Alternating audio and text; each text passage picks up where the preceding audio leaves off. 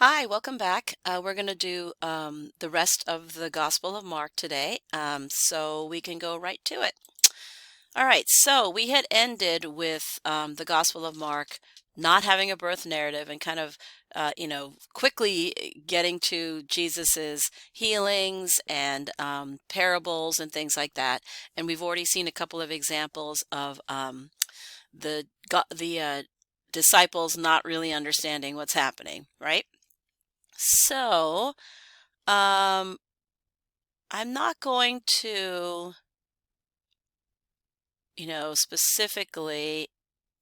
Oh, I had pointed out in chapter 5 that the two stories about the hemorrhaging woman and the little 12-year-old girl who was dead are parallel to each other because they both concern kind of like the woman's greatest duty in ancient Near East, which is to have children, get married and have children. And the hemorrhaging woman clearly was menstrual bleeding, nonstop. So she was unable to fulfill her destiny. And the 12-year-old girl also died before she was able to even start her period. So in both cases, when he healed them, um, they actually got to live the normal life of a woman. So the interesting thing about that story is that they're very unclean. One's dead and one's has menstrual blood, which are both incredibly unclean things, but he has no qualms about healing them and touching them. And then they're women too, like kind of the lowest of the low, and Jesus still admires them and helps them and finds them worthy. So it's actually kind of special.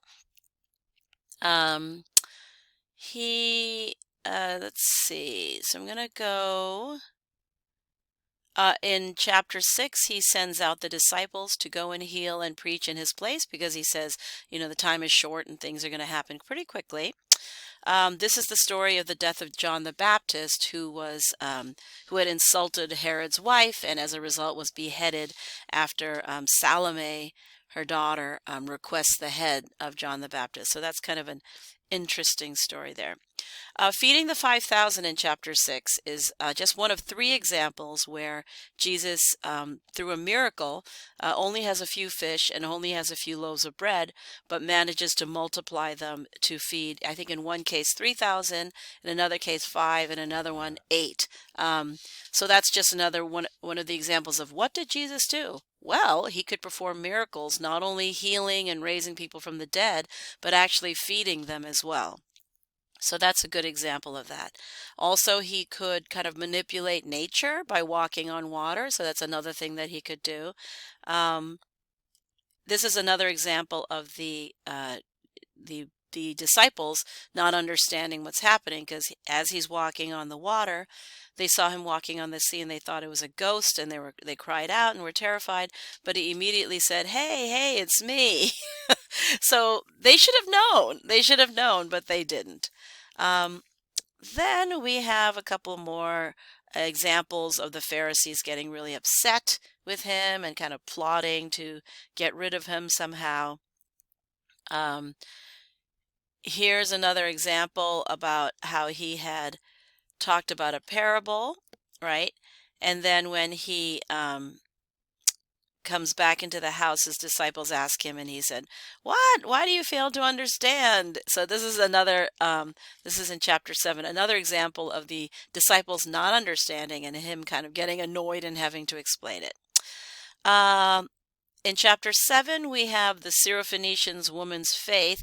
This is a good example of how Jesus really doesn't regard gender or where you're from or whether you're a Hebrew or a Gentile or whatever.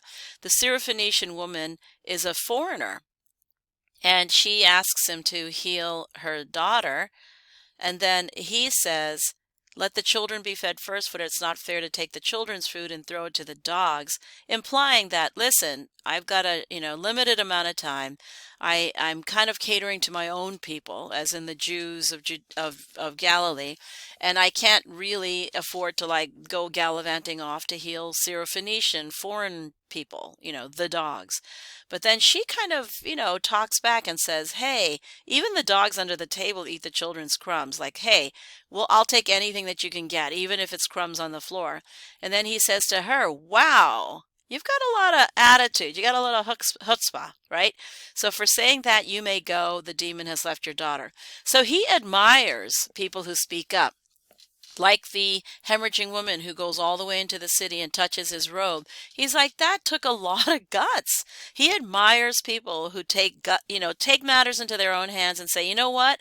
I'm going to have faith despite everything. So in this case, he likes the fact that the Syrophoenician woman does that. Here's another example of feeding the 4,000. Here's another example of, this is in chapter 8, another example of the disciples not understanding, once again, the parable of the yeast and the yeast of Herod. They're like, what are you talking about? Having no bread, and he gets annoyed with them again. So there's many examples of that. Here's a good example of how he doesn't really declare himself the Messiah. He kind of keeps it on the down low. So he asked them, who do you say that I am? Peter answered him, you are the Messiah. And he sternly ordered them not to tell anyone about him. So if you read the Gospel of Mark, you'll see that a lot. Shh, keep it a secret. So starting in chapter 8, this is the first of 3 times where Jesus foretells his death and resurrection. He says, hey, this is what's going to happen. And all of them, his disciples say, no, that's not going to happen. He said, nope, it's going to happen. And the Son of Man must undergo great suffering, be rejected by the elders, the chief priests, and the scribes, be killed after 3 days, rise again. That's basically the last week of his life. And he says, hey, anyone want to follow me? Just remember, it's not going to be easy, right? At one point, he goes up to a big mountain, and he appears with Elijah and Moses. We're talking with Jesus.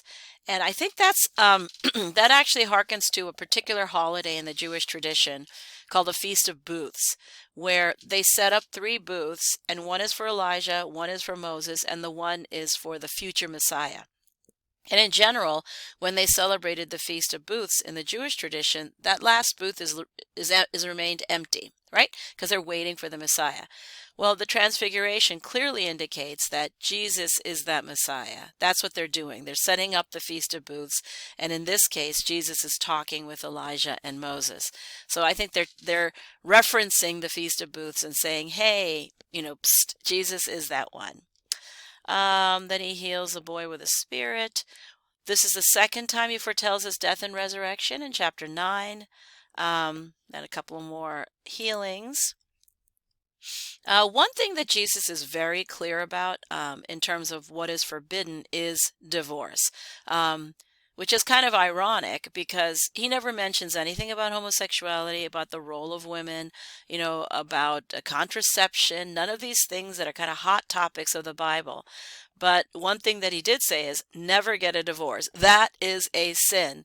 So it's kind of funny that many preachers who are caught in adultery and caught thrice divorced and on their 4th wife, and they're up there saying, homosexuality is a sin. Really, the only thing that Jesus ever articulated as a grievous sin was divorce. That's it. Once you get divorced, that is a sin. If your wife dies, never marry again, because that is committing adultery in your heart.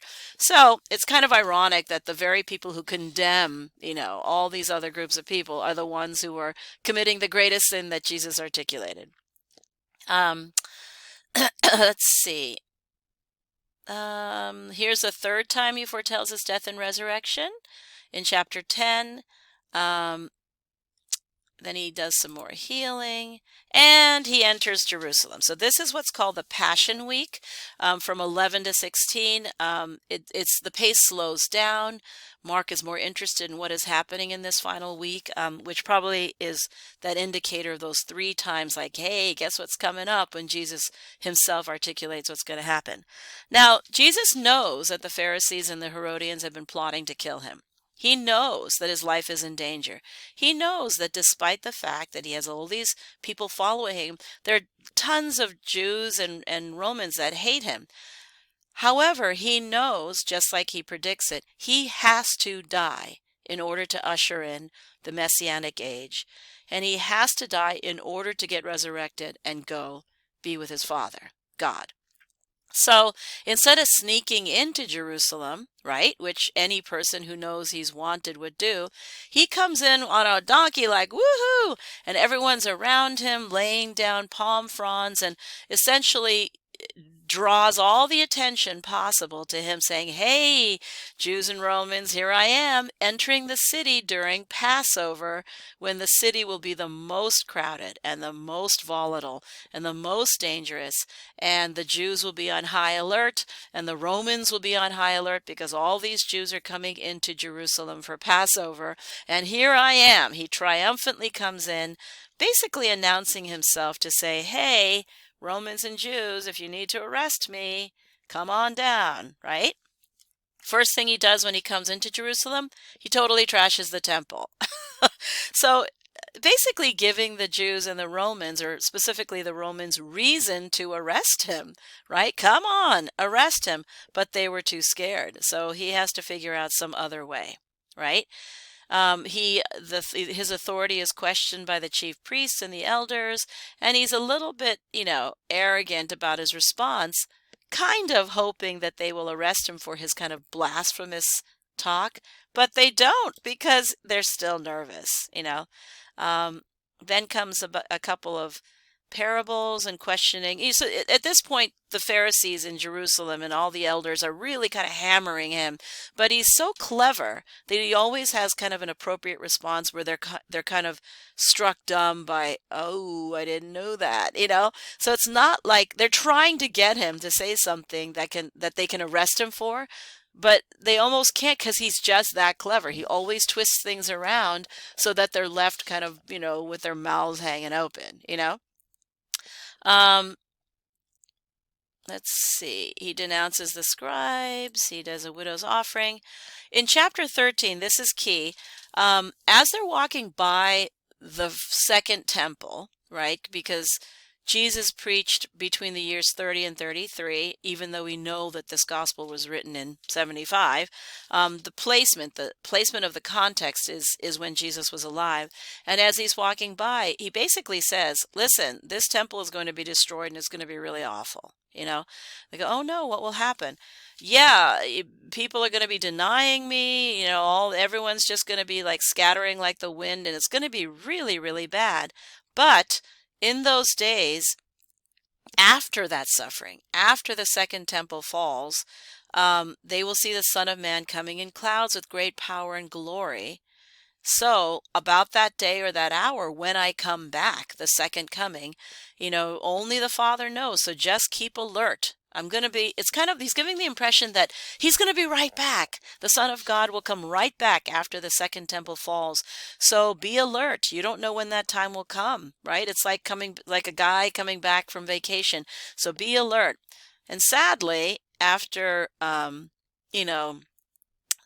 these gospels are written and everyone's like, "Be alert, he'll be right back." We're looking at our watch now and it's been about 2,000 years and Jesus has not come back. So the impression that this gospel gives, at least Jesus within the gospel, is that he said he was going to be right back. So they are on high alert. They're really kind of whole hog into this religion, this new movement, because they really, really felt and compelled and believed that after Jesus was resurrected, he'd be right back. And it ended up that he wasn't. And that's like a whole new story. 200-300 years after these gospels are written, they have to kind of institutionalize the church, because it's like clear that he wasn't coming back like he said. So this is why we think that Mark wrote around this time period because of that.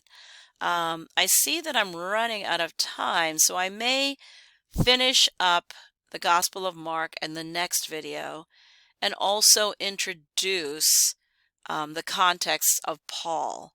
And then our final video will be the Pauline letters.